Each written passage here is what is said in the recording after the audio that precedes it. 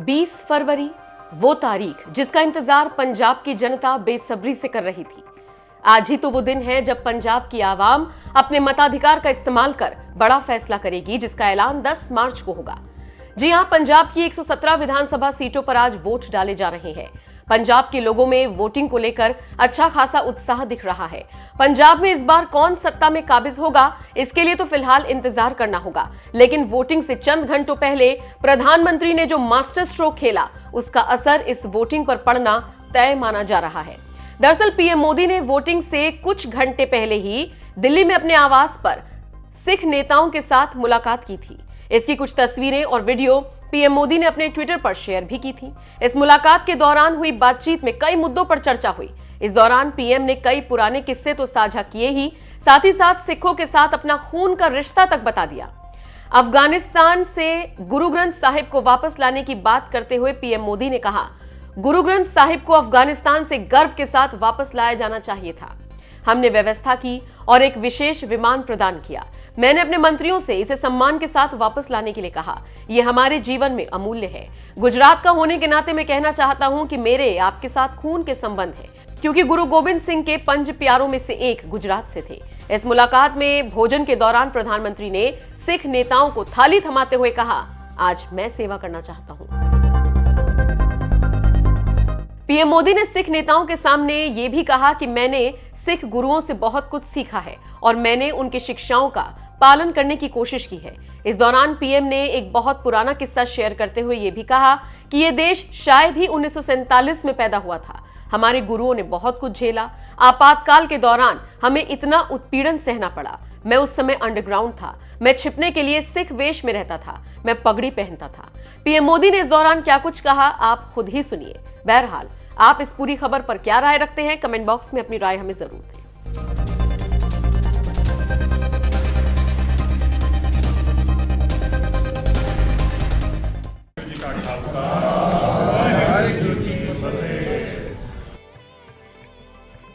मैं तो कहता हूँ आप प्रधानमंत्री हिंदुस्तान के नहीं, सब दुनिया के प्रधानमंत्री। जहाँ जहाँ हिंदू सिख हिंदुस्तानी रहता, उनका दर्द आप ही समझ सकते हो और कोई नहीं समझ सकता।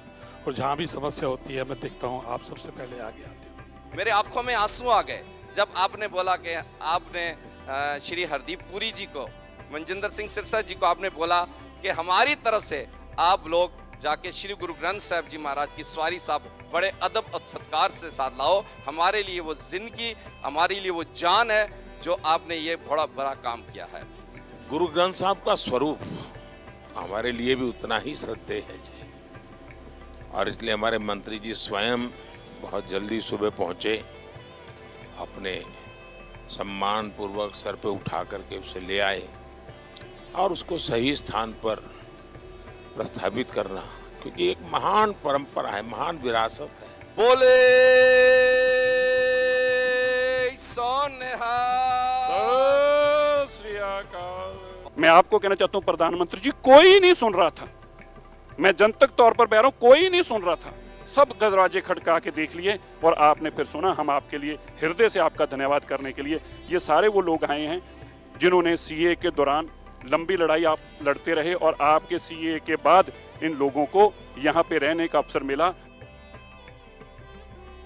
आपने मान सम्मान दिया, क्योंकि मुझे मालूम है अफगानिस्तान में ये सम्मान का कितना महत्व होता है और वहाँ का हिंदू भी इसे बड़े गर्व से पहनता है। अफगानिस्तान में ये अफगान की पहचान है। आज ये आपने मुझे पहनाया है, ये हमारे करजाई साहब देखेंगे, वो सबसे ज्यादा खुश हो जाएंगे।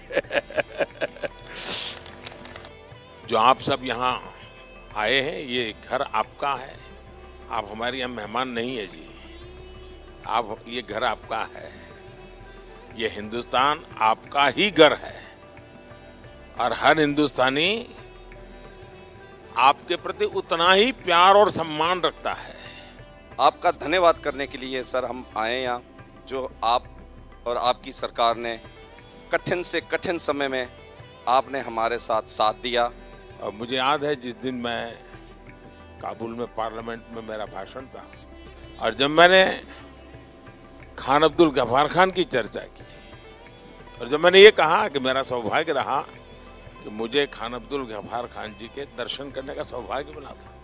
एकदम से सदन में सब लोग बड़े ही अचंभित होकर के बड़े भक्ति भाव से अपनी भावना व्यक्त करने लगे। व्यक्तिगत रूप से अब खान लोगों का प्यार मुझे इतना मिला है जी, मैं कल्पना नहीं कर सकता। शायद ही कोई महीना ऐसा नहीं गया होगा कि अफगान किसी नागरिक ने मुझे कुछ न कुछ भेंट सौगात न भेजी हो। बोल बांके बिहारी लाल की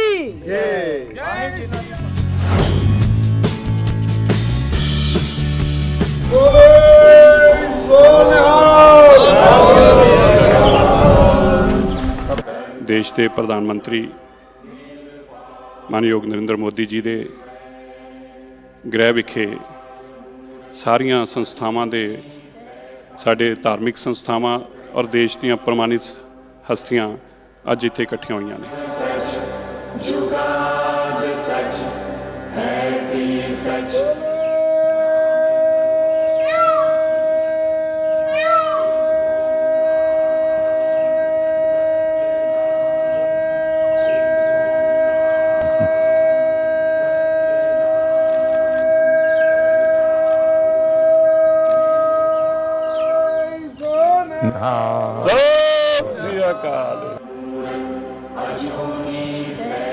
आप लोगों के बीच में रह करके जो मैं सीखा हूँ, जो गुरु महाराजों ने सीख दी है, सब तो नहीं कर पाता हूँ, लेकिन जितना कर पाता हूँ उसी से मुझे आशीर्वाद मिलते हैं और मैं और ज़्यादा करने का मन करता है। ढंग से रखना है, कुछ रहना सब कुछ रहना। नीचे छूना नहीं चाहिए, कुछ भी नीचे नहीं छूना चाहिए।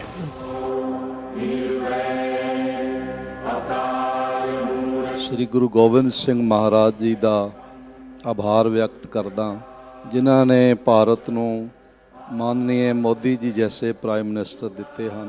क्या पहले हमारे देश के माननीय प्राइम मिनिस्टर जी हैं जिन्होंने साहिबजादों के सम्मान को हर हृदय तक पहुंचाने का एक सफल प्रयास किया है। मैं सोचता हूं आपका हृदय एक सिख हृदय है।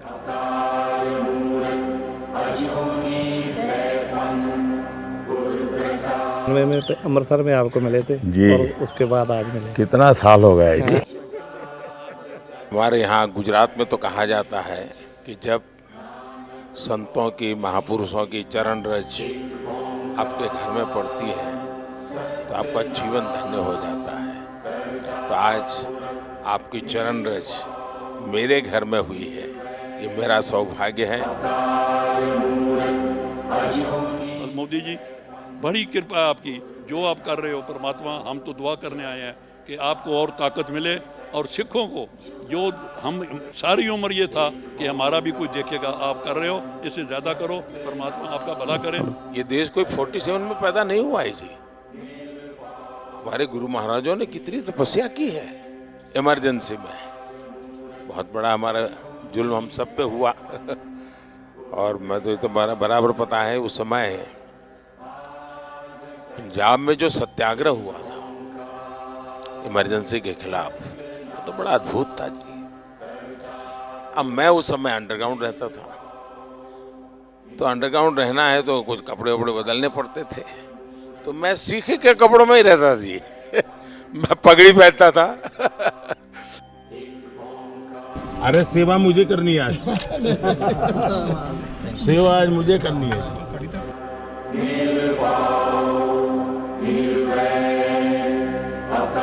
अब मुझे बताइए साहब, कोरोना में ये आप ही लोग हैं जिनको ऑक्सीजन का लंगर लगाने का मन कर गया। ये छोटी बात नहीं है जी। अब मुझे बताइए, अफगानिस्तान था, इतना अभी भी हमारा कोई वहाँ हवाई जहाज जाना आना शुरू नहीं हुआ है, लेकिन गुरु ग्रंथ साहब सम्मान से वापस आना चाहिए। तो हमने उस व्यवस्था की, दुनिया के देशों से बात की, यहाँ तक लाने के लिए स्पेशल प्लेन का प्रबंध किया। और मैंने मेरे मंत्रियों को माना कि भाई देखिए, मैं मानता हूँ ये मेरे लिए सेवा का बहुत बड़ा अवसर है, आप जाइए। सिरसा जी भी गए, हमारे हरदीप पुरी जी गए, सर पर गुरु ग्रंथ साहब को लेकर के साहब सम्मान के साथ, क्योंकि मैं मानता हूँ जी ये हमारे जीवन की बहुत बड़ा अनमोल रत्न है। सही, अनमोल रत्न है जी। गुजरात का होने के नाते हमेशा कहता हूँ कि मेरा तो आप लोगों से खून का रिश्ता है, क्योंकि गुरु गोविंद सिंह जी के जो पहले पंच प्यारे थे उसमें एक मेरे गुजरात का द्वारिका का था जी। गुरु नानक देव जी के जीवन में साहब उन्होंने जीवन की साधना का सबसे ज़्यादा समय जहाँ बिताया, वो स्थान हमारे पास न हो। एक 6 किलोमीटर दूर समझौता करके हम नहीं ला सके था। मैंने भी डिप्लोमेटिक चैनल शुरू की, कम से कम, क्योंकि दूरबीन से साहब सब लोग, मैं भी दूरबीन से देखता था पहले जब पंजाब में रहता था मैं भी दूरबीन से दर्शन करता था जी। तो मेरा मन करता था कि भाई कुछ तो करे, कि ऐसा पवित्र काम था, गुरु महाराजों का आशीर्वाद था कि हो गया। और इतने कम समय में जो वहाँ हमने जगह बनाई है, आप में से बहुत लोग गए हैं, इतने कम समय में जी, ये श्रद्धा के बिना नहीं होता है जी। तो मैं आपको कहता हूँ ये घर आपका है। मैं भी आप ही की तरह चलते चलते आया हूँ, कल चलते चलते की गुरुद्वारे चला जाऊँ।